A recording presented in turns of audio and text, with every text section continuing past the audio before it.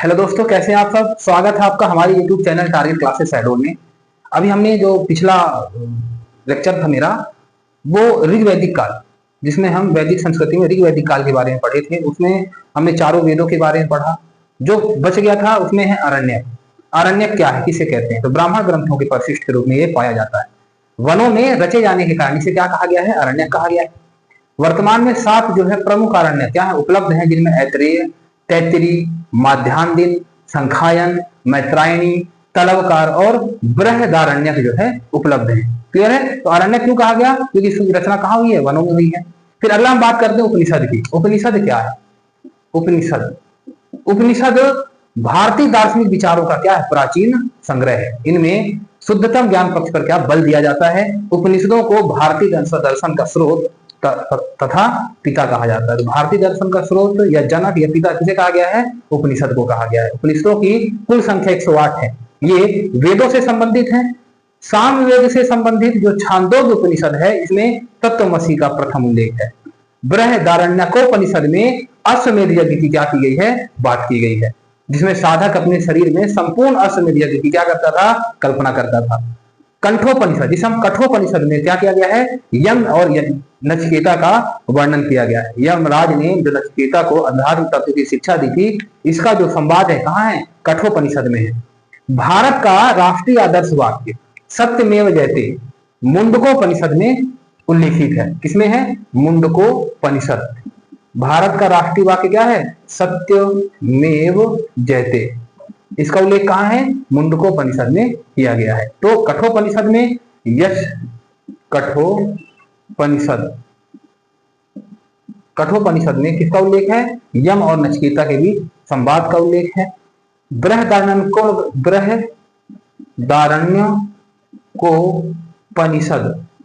बृहदारण्यकोपनिषद में जो उल्लेख किया गया है वो किया गया अश्वमेध यज्ञ का। याद रखिएगा, अश्वमेध यज्ञ का उल्लेख कहाँ किया गया है, बृहदारण्यकोपनिषद में किया गया है। छंदोग्य उपनिषद में तत्वमसी का प्रथम उल्लेख है। तत्वमसी का उल्लेख कहाँ है, छंदोग्योपनिषद में तत्वमसी का प्रथम उल्लेख है। तो हम बात कर रहे हैं उपनिषदों की। तो उपनिषदों में ऐसे कौन कौन, छंदोग्योपनिषद है, बृहदारण्यकोपनिषद है, कठोपनिषद है और मुंडकोपनिषद है। ठीक है। और इस प्रकार से जो है ये उपनिषदों में इन चीजों का जो उल्लेख किया गया। एक है राजा की उत्पत्ति का सिद्धांत, जो कहाँ किया गया है, ऐतरेय ब्राह्मण में किया गया है। ठीक है, तो इसको नोट कर लीजिए। आगे बढ़ते हैं हम। जो पुरोहित होते थे, जो विशेषज्ञ पुरोहित होते थे, जिनको अलग अलग काम दिया गया था और उस काम ये क्या थे, पूरी तरह से विद्वान थे। तो विशेषज्ञ पुरोहितों में जो पहला हुआ है वो उसका नाम है होत्र। होत्र किसे कहा जाता था, तो होत्र ऐसे पुरोहित को कहा गया है जिसने ऋग्वेद का पाठ किया है। ऋग्वेद का पाठ करने वाला जो पुरोहित है वो होत्र कहलाया है। दूसरा है उद्गत। उद्गत किसे कहते हैं, जो सामवेद का गायन करने वाला पुरोहित होता था, जिसने सामवेद को गाया है। सामवेद के जो मंत्रों का उसने क्या किया है, गायन में उच्चारण किया, उसे क्या कहा गया है, उद्गाता कहा गया है। तीसरा है अध्वर्यु। जो अध्वर्यु रहा है उसने यजुर्वेद संहिता का मंत्रोच्चार किया। यजुर्वेद संहिता का मंत्रोच्चार करने वाला पुरोहित अध्वर्यु कहलाया। और इसने क्या किया, अपने हाथों से जो है पशुबलि को भी पूरा किया। चौथा है ब्रह्मा। ब्रह्मा किसे कहते हैं, तो ब्रह्मा जो है उस पुरोहित को कहा गया जिसने यज्ञ वगैरह जो होते थे, यज्ञ विधि पूर्वक किया जा रहा है इसकी जांच करता था, और मंत्रों का उच्चारण शुद्ध रूप से हो वो भी इसकी क्या करता था, जांच करता था, जिसे ब्रह्मा कहा गया। चलिए एक बार फिर बात कर लेते हैं। होत्र ऋग्वेद का पाठ करने वाला पुरोहित, उद्गाता सामवेद का गायन करने वाला पुरोहित, अध्वर्यु यजुर्वेद संहिता का मंत्रोच्चार करने वाला पुरोहित, उसने क्या किया है, बलि भी दिया है। चौथा ब्रह्मा, ईश्वर के पुरोहित इस बात की जांच करते थे कि यज्ञ विधि पूर्वक किया गया है, इसमें मंत्रों का उच्चारण शुद्ध रूप में किया गया है या नहीं किया गया है। तो ये पुरोहित जो है इस नामों से इनका जो है कार्य बटा हुआ था। अब हम बात करेंगे ऋग्वैदिक भौगोलिक विस्तार क्षेत्र की। ये जो ऋग्वेद का क्षेत्र था वो कहां तक फैला हुआ था, तो जो प्राचीन आर्य लोग थे वो सप्त सिंधु नाम के क्षेत्र में रहते थे, जिसका अर्थ 7 नदियों वाला क्षेत्र था। यह जो है कहाँ पाया गया है, तो मुख्यतः दक्षिण एशिया का उत्तर पश्चिम क्षेत्र है ना, जहां उत्तर पश्चिम क्षेत्र से लेकर यमुना नदी तक पूरा का पूरा फैला हुआ था। 7 नदियों की बात की जाए जो सप्त सिंधु क्षेत्र कहलाया, उसमें सिंध नदी थी, वितस्ता नदी थी जिसे वर्तमान में झेलम नदी के नाम से जाना जाता है। तीसरा नाम है असिकनी, जिसे वर्तमान में हम चिनाब नदी के नाम से जानते हैं। चौथा परुषणी, जिसे हम वर्तमान में रावी नदी के नाम से जानते हैं। पांचवा विपाशा जिसे वर्तमान में हम व्यास नदी के नाम जानते हैं। छठवां था शतुद्री जिसे हम वर्तमान में सतलुज नदी के नाम से जानते हैं। सातवां है सरस्वती नदी। तो ये 7 नदियों का जो क्षेत्र था ये क्या था, ऋग्वैदिक क्षेत्र का पूरा भौगोलिक विस्तार था। आर्यों के 5 कबीले जिन्हें जन कहा जाता है, इनका समुदाय पंचजन कहलाया। ठीक है, और भी जन रहे होंगे, लेकिन इतिहास में जो है आर्यों के 5 कबीलों के बारे में जानकारी मिलती है, जिसमें क्या है, जिसे हमने पंचजन नाम से जाना है। ये जन आपस में लड़ते थे और कभी कभी बाहरी लोगों का भी ये सहारा ले लेते थे, जिन्हें हम आर्येतर जनों के नाम से जानते हैं। भारत और पृथ्वी आर्यों के शासक वंश थे और जो उनके पुरोहित थे उनका नाम था वशिष्ठ। दोनों वंश के समर्थक थे। आगे चलकर इस देश का नाम इसी भरत कुल के आधार पर भारतवर्ष पड़ा है। इस कुल कबीले का उल्लेख सबसे पहले ऋग्वेद में मिलता है। भरत राजवंश का 10 राजाओं के साथ विरोध था, जिनमें 5 आर्य जन थे जो प्रधान होते थे और शेष आर्येतर थे। तो 5 आर्य और 5 गैर आर्य थे। भरत और 10 राजाओं के बीच जो लड़ाई हुई उसे हम 10 राज युद्ध के नाम से जानते हैं। मतलब 10 राजाओं के बीच में लड़ाई, जिसे हम 10 राज युद्ध के नाम से जानते हैं। ये युद्ध परुषणी नदी के तट पर हुआ था, जिसे आज हम किस नाम से जानते हैं, रावी नदी के नाम से। इसमें जो राजा सुदास थे उनकी जीत होती है और उन्होंने जो है भरतों की प्रभुता स्थापित की। पराजित जनों में जो पूर्व जन थे वो सबसे महान थे। कालांतर में भरतों और कुरुओं के बीच क्या हो गई, मित्रता हो गई और दोनों ने मिलकर नया शासक कुल बनाया, जिसे कुरु या भरत कुरु के नाम से जाना गया। कुरु जनों ने पांचालों के साथ मिलकर उच्च गंगा मैदान में अपना संयुक्त राज्य स्थापित किया। तो इसी तरह जो है कुरु पांचालों ने उत्तर वैदिक काल में बड़ा महत्व जो है प्राप्त किया है। ठीक है, अब थोड़ा सा हम बात कर लेंगे भारत में जो पुरानी नदियां रही हैं।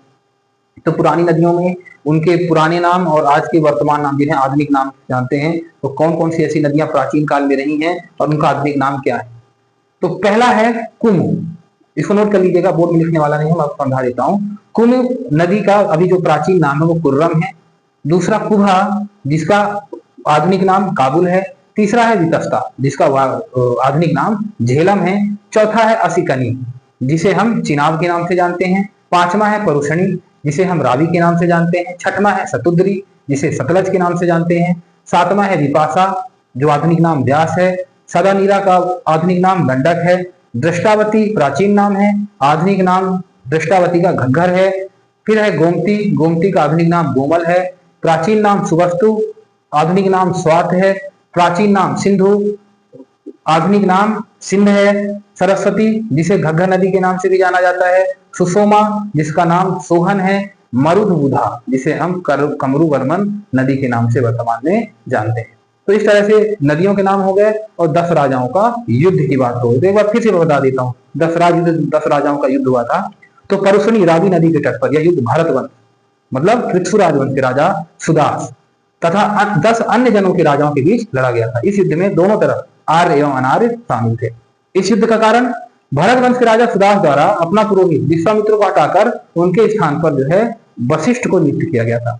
विश्वामित्र को हटाकर वशिष्ठ को नियुक्त किया गया, जो क्या बना, इस युद्ध का कारण बना। सुदास द्वारा अपमानित किए जाने पर विश्वामित्र ने क्या किया है, पंच जनों के साथ अन्य कबीलों या जनों के साथ क्या हुआ, 10 राजाओं से युद्ध हुआ और विजय किसकी हुई, भरत राजा सुदास की हुई। ऋग्वेद के 7वें मंडल में 10 राज युद्ध का क्या मिलता है, उल्लेख मिलता है। इस तरह से यहाँ से ऋग्वैदिक काल समाप्त होता है। अब हम लोग बात करेंगे उत्तर वैदिक काल। तो उत्तर वैदिक काल का जो भौगोलिक विस्तार था वो पंजाब से आर्यन गंगा यमुना दोआब के अंतर्गत संपूर्ण पश्चिमी उत्तर प्रदेश में फैल गए। 2 प्रमुख कबीले भारत और कुरु एक होकर कुरु नाम से जुड़े, कुरु नाम से अस्तित्व में आए। प्रारंभ में वे लोग दोआब के ठीक छोर पर सरस्वती और दृष्टावती नदियों के प्रदेश में जाकर के बसे। कुरुओं ने दिल्ली क्षेत्र और दोआब के उत्तरी भाग पर अधिकार कर लिया। ठीक है, अब हम लोग थोड़ा सा बात करेंगे ऋग्वैदिक देवताओं के बारे में। तो ऋग्वैदिक देवताओं का जो वर्गीकरण है वो आकाश, अंतरिक्ष और पृथ्वी के देवता के रूप में किया गया है। ठीक है, ऋग्वैदिक जो देवियां नहीं है उनमें जो देवी थी, सबसे प्रमुख देवी अदिति थी, जिसे अदिति के नाम से जाना जाता है। तो ऋग्वैदिक देवियों में अदिति और देवों की महान माता कहा गया, देवी की जननी कहा गया और सृष्टि का मूल आधार भी इन्हीं को माना गया। दूसरी देवी थी उषा। उषा को अरुणोदय देवी के नाम से जाना गया। पहली है अदिति, दूसरी देवी है उषा। उषा को क्या कहा गया है, अरुणोदय या प्रातः काल की देवी। अदिति को क्या कहा गया है, देवों की महान माता, देवों की जननी, सृष्टि का मूल आधार। इसके बाद है तीसरा पृथ्वी। पृथ्वी को भी प्रमुख देवियों में गिना गया है। पृथ्वी जो है जगत की माता कहलाई। इसके बाद है सावित्री। सावित्री देवी जो है, इनका जो कार्य क्षेत्र था सूर्य को प्रेरणा प्रदान करने वाली देवी के रूप में इन्हें माना गया है। अगली देवी है सूर्या। जो अगली देवी है वो सूर्या है। सूर्य का कार्य क्षेत्र था सूर्य की, ये सूर्य देवता की पुत्री थी और इनका कार्य होता था सूर्य देवता के साथ में जो है कार्य को आगे बढ़ाना। इसके बाद अगली देवी आपा। आपा को जल की देवी कहा गया है। आपा को जल की देवी कहा गया है और रात्रि को रात की देवी कहा गया है। तो इस तरह से अदिति, उषा, पृथ्वी, सावित्री, सूर्य, आपा और रात्रि जो है ये देवियां प्रमुख रही हैं। इसके बाद आती हैं अरण्यानी। अरणा यानी जो देवी थी, अरणा यानी इनका जो कार्य क्षेत्र था ये क्या था, वन। इन्हें जो है वन देवी कहा गया है। अरण्यानी के बाद में आते हैं दिशान, जिसे वनस्पति की देवी कहा गया। इसके बाद है पुरापाधी, इन्हें उर्वरता की देवी कहा गया। इसके बाद जो देवी उनका नाम है इला, ये आराधना की देवी है। और सिंधु देवी जो है ये नदी की देवी इन्हें माना गया। क्लियर है। फिर आगे हम लोग बात करेंगे देवताओं की। जो पृथ्वी के देवता रहे हैं उनको आप नोट कर लीजिएगा, मैं आपको बोल करके बता देता हूँ। पृथ्वी के देवताओं में पहले जो देवता थे वो पृथ्वी थे। इनका कार्यक्षेत्र सृजन करना था। तो पृथ्वी में जो है, पृथ्वी जो देवी है ये सृजन की देवी कहलाई और इनकी विशेषता ये थी कि इन्हें जो है जगत माता माना जाता था। दूसरे देवता अग्नि। अग्नि जो देवता थे इन्हें प्रकाश का देवता, यज्ञ देवता या ग्रह के देवता के नाम से भी जाना गया है और ये आर्यों के पुरोहित भी कहे जाते हैं। ईरानी देवता अतर और यूनानी देवता हेफास्टस से इनकी तुलना की जाती है। मतलब यहाँ पर जो है भारत में अग्नि देवता को पुरोहितों के देवता माने गए, मतलब आर्यों के पुरोहित माने गए। इन्हें प्रकाश का देवता माना गया और इन्हीं अग्नि का जो है ईरानी देवता में अतर और यूनानी देवता में हेफास्टस नाम से इन्हें जाना जाता है। इनका कार्य क्या था? तो इनका कार्य ये था कि इनका जो है 200 बार उल्लेख हुआ है। पहली बात हमने जो जाना था कि इनका ऋग्वेद में 200 बार उल्लेख हुआ है। ये धव और पृथ्वी के पुत्र माने जाते हैं। ऋग्वेद में अग्नि को जाति वेद, चर अचर का ज्ञाता, हिरण्यदंत, सुनहरे दांत वाला, धूमकेतु, भुवन चक्षु, सर्वद्रष्टा और ऋतु गोपा की संज्ञा भी दी गई है। प्रत्येक घर में प्रज्वलित होने के कारण ये क्या कहा गया है, घर का अतिथि भी कहा गया है। मृत्युलोक और स्वर्णलोक के बीच इन्होंने क्या किया है, विभाजक रेखा का कार्य किया है। इस तरह से जो है अग्नि देवता को ऋग्वैदिक काल में इनकी जो है विशेषता बताई गई है। तीसरे हैं सोम। सोम को वनस्पति का देवता कहा जाता है। ऋग्वेद में इनका 120 बार उल्लेख है। ऋग्वेद में इन्हें चंद्रमा भी कहा गया है। सोम को सूर्य का पति भी कहा गया। याद रखिएगा, ऋग्वेद में 120 बार उल्लेख है और ऋग्वेद में चंद्रमा को क्या कहा गया, सोम, सूर्य का पति कहा गया है और ऋग्वेद में जो है चंद्रमा कहा गया। ठीक है, ऋग्वेद में चंद्रमा की उपाधि मिली है और इन्हीं सोम को सूर्य का पति भी कहा गया है। फिर अगला है बृहस्पति। बृहस्पति को यज्ञ के देवता के रूप में माना गया। ऋग्वेद में इनका 11 बार उल्लेख है। याज्ञिक कर्मकांड के लिए इनका जो सर्वाधिक विशेष महत्व रहा है। पांचवी देवी है सरस्वती, जिसे हम विद्या की देवी कहते हैं। ये स्त्री देवी रही है। फिर बात करेंगे हम पृथ्वी के देवताओं के बाद अंतरिक्ष के देवताओं के बारे में। तो अंतरिक्ष के जो प्रमुख देवता थे और ऋग्वैदिक काल के जो प्रमुख देवता थे, सबसे बड़े देवता, उनका नाम है इंद्र। इंद्र को युद्ध का देवता कहा गया है। आर्यों के देवता में सबसे प्रिय देवता इंद्र है। इन्हें पुरंदर मतलब किला तोड़ने वाला पहले पढ़ चुके हैं और इनकी तुलना जो है ईरानी देवता बुर्जिस व यूनानी देवता ज्यूस से की जाती है। क्लियर है। तो ये क्या थे, आर्यों के सबसे प्रिय देवता। इनकी विशेषता की अगर हम बात करें तो ऋग्वेद में सबसे प्रमुख देवता रहे, अंतरिक्ष के सर्वश्रेष्ठ देवता माने गए, युद्ध में ये विजय दिलाते थे। ऋग्वेद में इंद्र की स्तुति 250 बार की गई है, 250 बार। और सभी देवताओं के राजा किसे कहा गया, इंद्र को कहा गया है। ठीक है। मेघों को रोककर जल की वर्षा कराने वाले देवता भी इंद्र ही थे। दूसरा नाम है मरुत, जिन्हें तूफान का देवता कहा गया। ये दैत्यों के विनाश में इंद्र के सहायक रहे, उन्होंने इंद्र की सहायता की है। किसने, मरुत ने। मरुत को तूफान का देवता कहा जाता है। तीसरे देवता है रुद्र, जिन्हें शिव का प्रारंभिक कल्प भी माना गया है। ये पशुओं के देवता थे। इनका कार्य क्या था, पशुओं की रक्षा करना, पशुओं की देखभाल करना, जिसे क्या कहा गया, रुद्रदेव के नाम से जाना गया। इनकी बात करें तो ये मंगलकारी व अमंगलकारी दोनों रूप हैं। अति क्रोधी स्वभाव है। मरुत और अश्विन के पिता हैं और सभी चिकित्सक के संरक्षक हैं और अथर्ववेद में भूपति, नीलोदर और निकंठा, इन्हें इन नामों से जाना गया है। अगले देवता है पर्जन्य, जिन्हें वर्षा का देवता भी कहा जाता है। तो ये जल, वर्षा और नदी के देवता माने गए हैं। ठीक है। तो पर्जन्य कैसे देवता है, वर्षा के देवता है। क्लियर। अब आगे बात करेंगे ऋग्वेद के 10वें मंडल की। पुरुष सूक्त में 4 वर्ण ब्राह्मण, क्षत्रिय, वैश्य और शूद्र की उत्पत्ति जो कथा है वो माना गया है। तो ब्रह्मा के मुख से ब्राह्मण की उत्पत्ति मानी गई है, भुजा से क्षत्रिय, जंघा से वैश्य और पैर से शूद्र का जन्म हुआ है। तो वर्ण व्यवस्था जो बांटी गई वो ब्राह्मण, क्षत्रिय, वैश्य और शूद्र के रूप में बांटी गई है। मुख से ब्राह्मण, भुजा से क्षत्रिय, जंघा से वैश्य, पैर से शूद्र। ऐसा जो है ऋग्वैदिक काल में वर्ण व्यवस्था में बताया गया। ब्राह्मण का कार्य होता था धार्मिक अनुष्ठान, क्षत्रिय शासक वर्ग होते थे और ये क्या कहलाए हैं, आर्य कहलाए हैं। वैश्य का जो कार्य था वो कृषि कार्य और व्यापार था। शूद्र का जो कार्य था वो सेवा कार्य था। इस तरह से इनको गैर आर्य में जोड़ा गया है, याद रखिएगा, ठीक है। तो इस तरीके से इनका जो है वर्गीकरण किया गया है। अब ये आकाश के देवताओं की बात करें, अंतरिक्ष के देवता के बाद जो आकाश के देवता आते हैं, आकाश के देवताओं में पहले देवता है धव या धौत, जिसे आकाश कहा गया। ये स्वर्ण के देवता माने गए हैं और सृजन के देवता भी कहे गए। ऋग्वैदिक देवताओं में सबसे प्राचीन है, आर्यों ने इन्हें जगत पिता माना है। धव को यूनान में ज्यूस के रूप में तथा रोम में जुपिटर के रूप में माना जाता है। याद रखिएगा, आकाश के देवताओं की बात कर रहे हैं। हमारे पृथ्वी और अंतरिक्ष के देवता हो चुके हैं, बात करेंगे हम आकाश के देवताओं के। धव आकाश के देवता थे, सृजन के देवता कहे गए, सबसे प्राचीन देवता है। आर्यों ने इन्हें पिता माना है। यूनान में ज्यूस और रोम में जुपिटर के रूप में ये प्रसिद्ध हुए। दूसरा नाम है सूर्य। ये क्या है, तेज के देवता है, आकाश के सर्वश्रेष्ठ देवता है। सूर्य को देवों के मुख तथा चर अचर की आत्मा एवं रक्षक के रूप में माना गया है। क्लियर है। धव मित्र वरुण की आंख, सवित मित्र पूषण विष्णु के रूप में पूजे गए, ठीक है। इनके पिता कौन है, इनके पिता हैं गौर और माता हैं अदिति। क्लियर। तीसरे देवता वरुण, मतलब इन्हें देवताओं का देवता कहा गया, वैसे इनका जो है जल के देवता के रूप में माना जाता है। ऋग्वेद में जो 30 बार उल्लेख है, वरुण को असुर प्राणदायक भी कहा गया है, सत्य का प्रतीक व न्याय माना गया है, ऋतु परिवर्तन व दिन रात के कर्ता धर्ता भी किसे कहा गया है, वरुण देवता को कहा गया है। अगली देवी है उषा, आकाश की देवी उषा प्रगति व उत्थान की देवी है।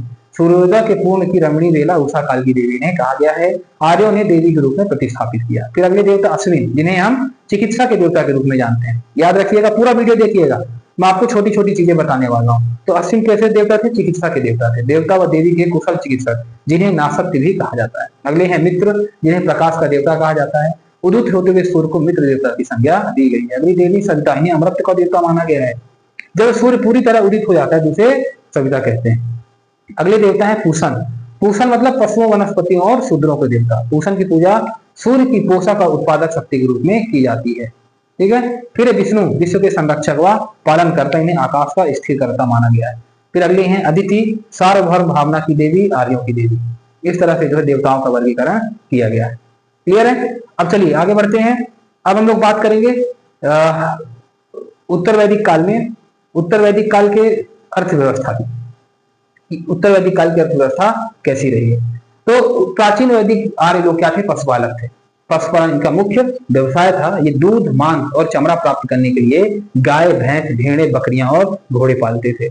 ऋग्वेद में जो साक्ष्य मिले हैं, तो इसके कई साक्ष्य ऐसे हैं जो यहाँ पर जो है मैच करते हैं, ठीक है, सिमिलर है। गौ शब्द से अनेक शब्दों का उद्गम हुआ है, जिसका अर्थ गाय है। धनी व्यक्ति को गोमंत कहते थे। याद रखिएगा, इसको नोट कर लीजिएगा। जो धनी व्यक्ति, जो गाय जिनके पास बहुत होती थी, उन्हें गोमंत कहते थे। और उनकी उसकी बेटी को दुहित्री, जिसका अर्थ जो गाय का दूध दुहती है। गवेषणा शब्द का शाब्दिक अर्थ क्या हुआ, गायों की खोज करना। इसका अर्थ जो है लड़ाई भी है, क्योंकि पशुओं के कारण जो है इस काल में अनेक लड़ाइयां भी लड़ी गई। जिसके पास जितने पशु उतना ही अमीर माना जाता था। उत्तर वैदिक काल में कौन कौन से परिवर्तन आए, तो उत्तर वैदिक काल में जो कृषि लोगों का मुख्य व्यवसाय बन गया था। खेती की जो प्रक्रिया शुरू करने के लिए अनेक धार्मिक अनुष्ठान प्रारंभ किए गए। और हल चलाने के लिए 6 व 8 जोड़े बैल क्या करते थे, जोते जाते थे, ठीक है। तो क्या करने के लिए, हल चलाने के लिए कितने जोड़े, 6 से 8 जोड़े बैल क्या किए जाते थे, खेतों में उतारे जाते थे।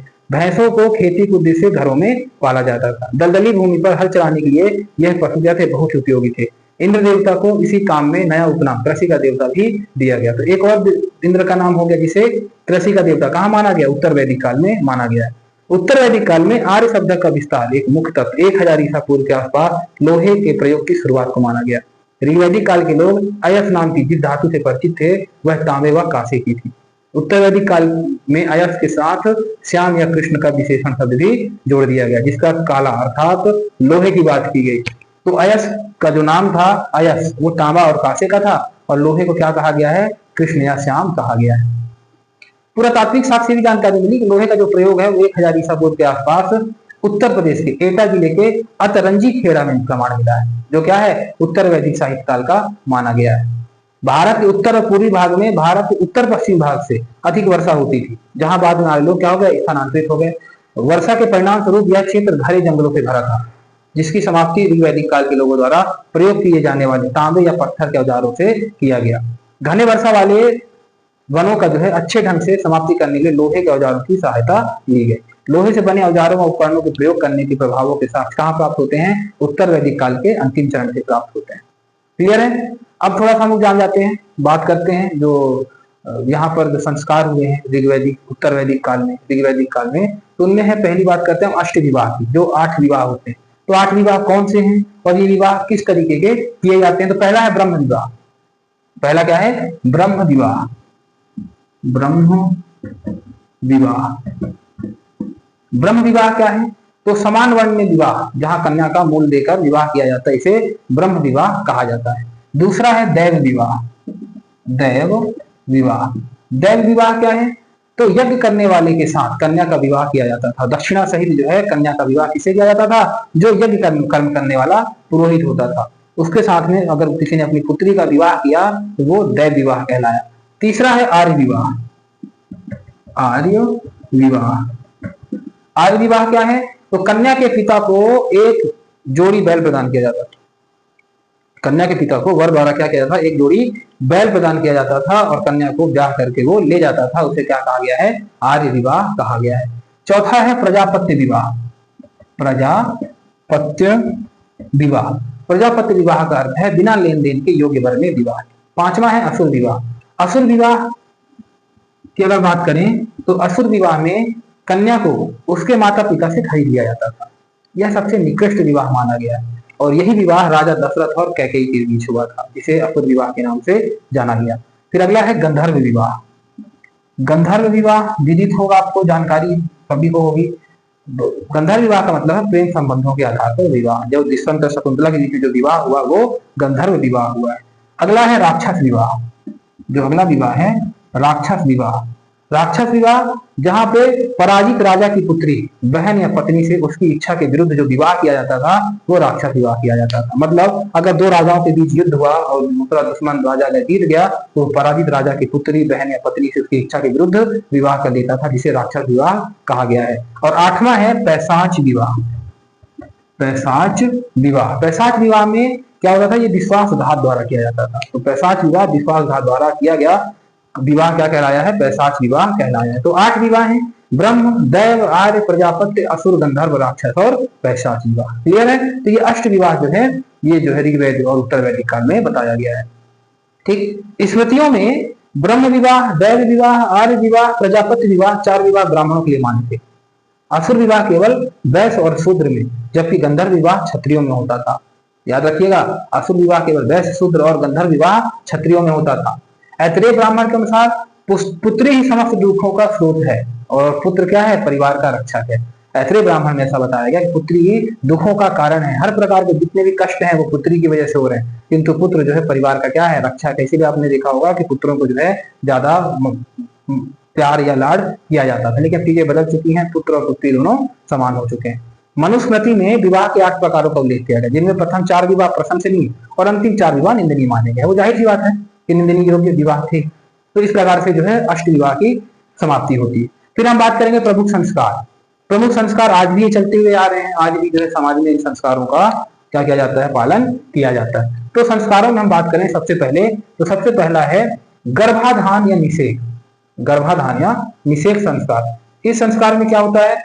इस संस्कार में नर नारी का मिलन गर्भ धारण हेतु होता है, जिसे गर्भाधान या निषेक संस्कार के नाम से हम जानते हैं। दूसरा है पुंसवन। पुंसवन संस्कार गर्भ रक्षा एवं पुत्र प्राप्ति हेतु किया जाता है। तीसरा है सीमांतोपनयन। सीमांतोन्नयन संस्कार, जब गर्भस्थ शिशु की मानसिक वृद्धि हेतु यह संस्कार किया जाता है, जिससे गर्भस्थ शिशु की मानसिक क्या हो? वृद्धि हो। अगला है जातकर। शिशु उत्पन्न होने पर पिता द्वारा शिशु को आशीर्वाद देने व शहद चटाने का कर्म किया जाता है। अगला है नामकरण या नामधेय संस्कार, जिसमें शिशु का नामकरण किया जाता है। अगला है निष्क्रमण संस्कार, गृह से बाहर लाने का कर्म शिशु के पिता या मामा द्वारा किया जाता है। फिर अगला है अन्नप्राशन संस्कार। अन्नप्राशन संस्कार में क्या होता है? अन्न चटाने का काम किया जाता है। चूड़ा कर्म या मुंडन संस्कार, जिसमें केश का मुंडन किया जाता है, जो पहले केवल बालकों तक सीमित था, आजकल बालक और बालिका दोनों का केश मुड़वाया जाता है बचपन में। कर्ण छेदन, कान छेदने का कर्म, कर्ण छेदन संस्कार क्या है? जिसमें कान छेदा जाता है। विद्यारंभ संस्कार, गुरु के पास ले जाकर शिशु को अक्षर ज्ञान कराया जाता था। उपनयन संस्कार यज्ञोपवीत तथा जनेऊ धारण कर ब्रह्मचर्य आश्रम में प्रवेश का संस्कार माना गया। वेदारंभ संस्कार वेद आरंभ करने का क्रम था और समावर्तन शिक्षा पूरी होने पर मेघ चर्म दंड आदि को जल में फेंक कर घर की ओर लौट आते थे। और विवाह संस्कार 25 वर्ष पूर्ण होने पर विवाह कर गृहस्थ आश्रम में प्रवेश ले लेते थे। वानप्रस्थ जो संस्कार 50 वर्ष पूर्ण होने पर वन की ओर प्रस्थान किया जाता था। और अगला है 16वां नंबर, जो 16 संस्कार है उनमें है अंत्येष्टि संस्कार, जिसमें अंतिम दाह संस्कार किया जाता था। इस तरीके से जो है 16 संस्कारों के बारे में बताया गया है। एक बार फिर से बात कर लेते हैं। पहला गर्भाधान यानी से, दूसरा पुंसवन, तीसरा सीमांतोन्नयन, चौथा जातकर्म, पांचवा नामकरण, छठवां निष्क्रमण, सातवां अन्नप्राशन, आठवां चूड़ाकर्म या मुंडन संस्कार, नौवां कर्णछेदन, 10वां विद्यारंभ संस्कार, 11वां उपनयन संस्कार, 12वां वेदारंभ, 13 समावर्तन, 14 विवाह, 15वां वानप्रस्थ और 16वां है अंत्येष्टि संस्कार। इस तरह से जो है उत्तर वैदिक काल में इन संस्कारों के बारे में बताया गया है। क्लियर है। अब हम लोग बात करेंगे मनुस्मृति। मनुस्मृति क्या है? जो मनुस्मृति जो लिखी गई इसका क्या, तो यह स्मृतियों में सबसे प्राचीन एवं सर्वाधिक महत्वपूर्ण है। इसे हिंदुओं की प्रामाणिक विधि संहिता भी कहा जाता है। ठीक है। इसमें व्यापक विषय वस्तु का प्रतिपादन किया गया। आरंभ में मानव समाज के विकास और दैनिक जीवन के कर्तव्य व मोक्ष तक के मार्ग का इसमें क्या किया उसके बारे में बताया गया। इन्हें धर्म का जो प्रथम व्यवस्थापक भी कहा जाता है। मनु को मानव जाति का पिता कहा गया है। इन्होंने जीवन की व्यवस्था के लिए अपने नियम दिए और सर्वप्रथम यज्ञ का आयोजन किया। मनुस्मृति के जो टीकाकार रहे हैं उनमें जो पहले थे उनका नाम था मेघातिथि।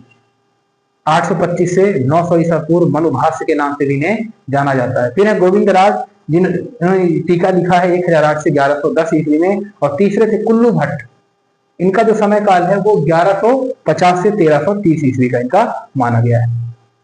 तो इस तरीके से ये छोटी छोटी चीजें जो है ऋग वैदिक और उत्तर वैदिक काल की रही, जिसको मैंने आपको पूरा जो है कंप्लीट करा दिया है। ठीक है। मिलते हैं फिर अगले वीडियो में। फिर हम बात करेंगे जनपद, महाजनपद, बौद्ध धर्म और जैन धर्म के बारे में। वीडियो को पूरा लास्ट तक देखिएगा। बहुत सारी ऐसी जानकारियां मैंने आपको बताई हैं जो आपको बहुत ढूंढनी पड़ेगी। इस वीडियो को देख करके आप उसको नोट कर सकते हैं। चलिए मिलते हैं अगले वीडियो में। धन्यवाद।